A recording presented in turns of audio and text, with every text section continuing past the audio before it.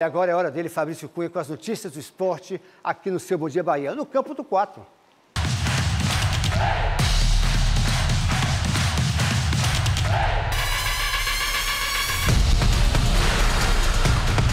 Bom dia, Casemiro Neto. Tá na hora de mudar, né? Rogério vai mudar mesmo? Rapaz, ele prometeu na última coletiva de que pode fazer mudanças. Ele chegou a dizer, ó, pra tudo tem um limite. Quais são as principais mudanças? Rapaz, acredito que o Acevedo pode ganhar lugar nesse time, né? No lugar do Jean Lucas, muito criticado. Acho que o Biel, se recuperar, pode começar jogando. Assim como o Lúcio Rodrigues, que marcou 4 gols desde que chegou. E desde que ele chegou, ele marcou o dobro de gols do que Tassiano e Everaldo. Cada um marcou 2 desde a chegada de Lúcio.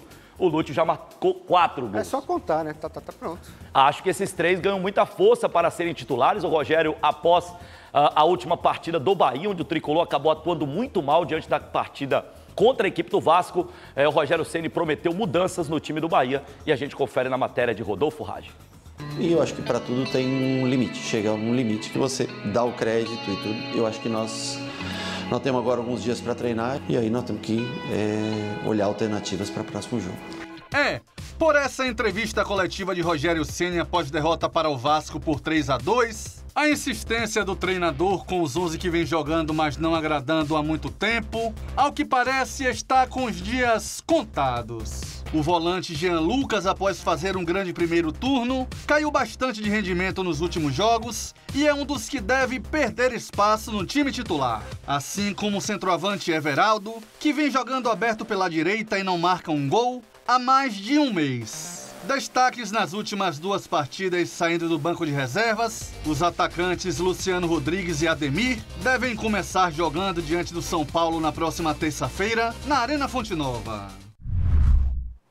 Agora, para se ter Ademir e Lúcio como titulares, né, o Bahia vai ter que mudar a formatação tática, né? Talvez jogar com 2 extremos e um centralizado, como fez, por exemplo, na segunda metade do jogo contra o Vasco, no segundo tempo da partida contra o Vasco da Gama, quando o Bahia chegou a fazer 2 gols, encostou no placar, mas não conseguiu empatar. Então acredita em mudanças táticas. Será que é o que o Caio Leone também acredita?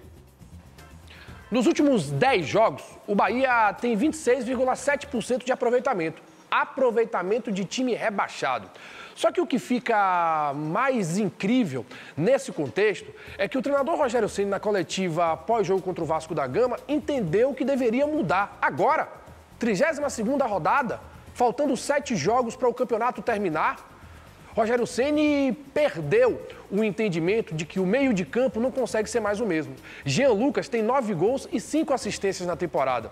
São os melhores números da carreira, mas no segundo turno ele não é o mesmo jogador, que inclusive foi importantíssimo em resultados como o do Fortaleza no primeiro turno, onde ele faz o gol de cabeça. Um jogador que consegue ir de área a área, mas não tem mais a mesma qualidade. São 55 partidas. Rogério Ceni só foi passar a entender que Tassiano poderia ser recuado no jogo contra o Cruzeiro. No ataque, o sistema ofensivo tem dificuldades. Tassiano não marca desde agosto. Everaldo há um mês sem marcar. Só que o campo está gritando. O Ademir, dos últimos 3 gols, participou dos 3, 2 assistências e 1 gol. O Lúcio Rodrigues tem 4 gols. Tem mais gols do que a dupla de ataque do Bahia. Agora é hora de corrigir para o prejuízo não ser maior. O Bahia enfrenta o São Paulo, uma equipe que é a 6ª colocada com 51 pontos. E para isso, a mudança de postura não pode ser repetida. O primeiro tempo do Bahia contra o Vasco da Gama foi, de fato, uma vergonha. E o Bahia vive um momento muito complicado na temporada. A gente vai para os últimos 10 jogos do Bahia. A gente falou ontem, viu, Casemiro, desses últimos 10 jogos do Tricolor. Nessas últimas 10 partidas foram 6 derrotas, né? É muita coisa para um time que começou encantando o Brasil no início da temporada. Empatou com o Botafogo, perdeu no Flamengo, perdeu no Bragantino, perdeu no Flamengo. Aí vem uma vitória sobre o Galo, derrota para o Fortaleza, vitória sobre o Criciúma, derrota para o Flamengo, empate contra o Cruzeiro e derrota contra a equipe do Vasco nos últimos 10 jogos. Claro que 2 desses jogos pela Copa do Brasil foram 6 derrotas. Se a gente pega só o Campeonato Brasileiro, Cazé... 2 vitórias... Muito pouco, né? Percentual abaixo, inclusive, de 30%. Se a gente pega os últimos 5 jogos, né? Só falando de Campeonato Brasileiro, apenas 1 vitória, com 1 empate e 3 derrotas, né? As derrotas contra Vasco, Flamengo e Fortaleza. Um aproveitamento muito baixo. A última vitória, o último triunfo do Bahia, aconteceu há 1 mês. há mais de um mês, porque hoje é dia 30, né? E o último triunfo foi no dia 29 de setembro contra a equipe do Criciúma. Imagina um time da potência do Bahia, com o investimento que teve esse ano, ficar mais de um mês sem vencer uma partida.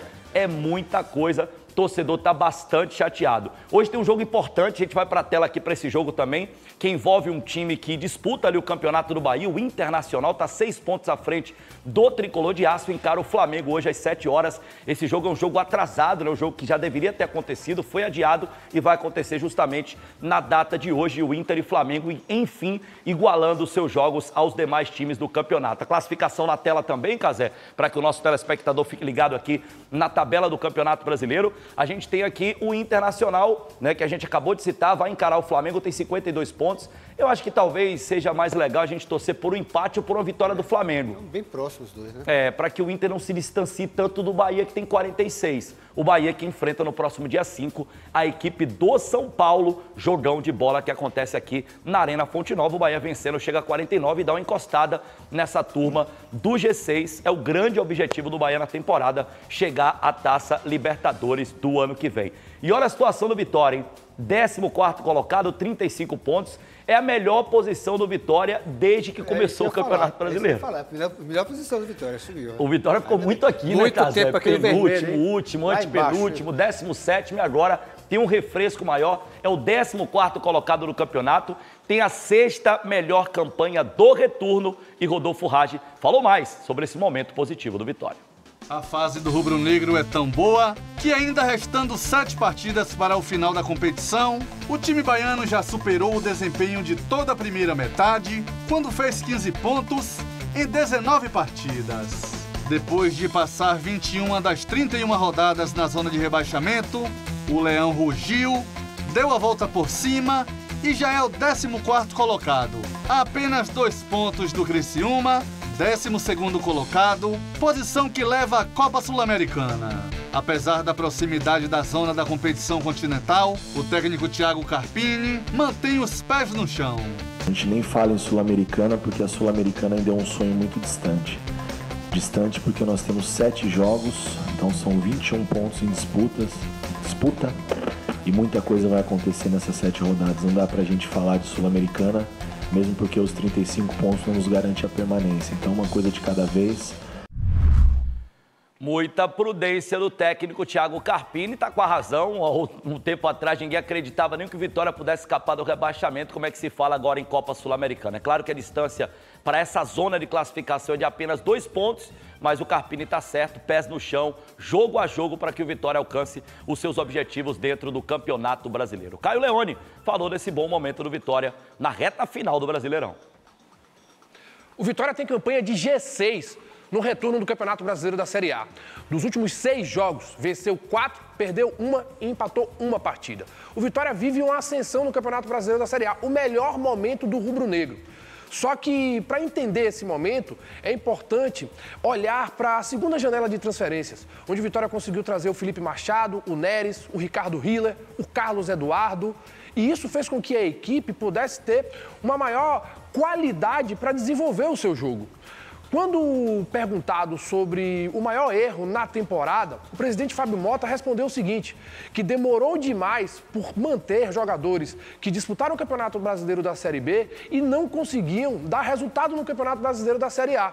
O Vitória mudou a chave, os jogadores pararam de se machucar e aí a equipe começou a ter uma sequência. O Lucas Esteves apareceu, o Raul Cáceres faz uma boa reta final, o sistema defensivo mais coeso e lá na frente jogadores que ninguém acreditava começaram a dar resultado. O Carlos Eduardo foi importantíssimo nos últimos 2 resultados. Deve ser o titular com muito merecimento. O Vitória tem chance de se manter, principalmente porque acordou rápido. Tá aí o Vitória, né, melhorando cada vez mais a sua condição no Campeonato Brasileiro. Próximo jogo contra o Atlético Paranaense, sábado, lá na Arena da Baixada, em Curitiba. Agora, o Fabrício, Libertadores, firmada aí. Praticamente, né? Brasileiro. Final brasileira. Olha aqui na tela, Casé. Ontem o Atlético Mineiro empatou com o River Plate lá no Monumental de Núñez, 0-0. Havia vencido a primeira partida por 3-0. Avançou para a decisão. O Galo que foi campeão em 2013. O Botafogo jamais foi campeão na competição, mas aplicou 5-0 no jogo da ida, Casé. Eu acho que o Peñarol hoje, né, por mais força que tem, esse time que já foi 5 vezes campeão da Libertadores, mas o último título lá em 87, então tem bastante tempo. O Peñarol tem muita tradição, mas nos últimos anos tem sofrido dentro do continente. E aí eu acho que o Botafogo vai avançar também. Teremos Atlético Mineiro e Botafogo. Essa partida entre Botafogo e Peñarol acontece hoje às 9h30, repito, lá no Uruguai. O jogo seria lá no estádio Campeão del Siglo, que é o estádio do Peñarol, mas por conta dessa confusão entre torcedores do Botafogo e do Peñarol, o jogo foi mudado para o Monumental de Núñez, não, para o estádio Centenário, né? Lá em Montevidéu, o estádio que cabe mais torcedores, para que a torcida do Botafogo também tenha o direito de assistir a partida. Corajosos os torcedores que vão para lá. A gente viu a situação hostil que aconteceu aqui no Rio de Janeiro envolvendo torcedores que não se repita, claro, do Peñarol óbvio, e do Botafogo. Né? Realmente. Tomara que lá os torcedores botafoguenses estejam protegidos, mas teremos sim, Casé, acredito, essa final brasileira entre Atlético Mineiro e Botafogo. Jogo único que acontecerá na Argentina, lá no estádio Monumental de Núñez. Para a gente fechar, a Copa Sul-Americana, hoje teremos Lanús e Cruzeiro. Jogo da ida foi 1-1 em Minas e hoje quem vencer avança, um novo empate, decisão por pênaltis. E amanhã, transmissão aqui da Aratu para Racing Corinthians pela Copa Sul-Americana. Primeira partida 2-2, mas amanhã a gente conta tudo dessa preparação do Corinthians. 9h30 aqui amanhã na Aratu. Super transmissão com Kleber Machado, Mauro Betti, Nadine Bastos. Corinthians e Racing, Racing Corinthians. Primeiro jogo foi 2-2 em São Paulo e aí tudo pode acontecer lá na Argentina, Casé. Valeu, Fábio. Tchau, gente. Bom dia pra você. Valeu, tá Casé. Um abraço. Até amanhã.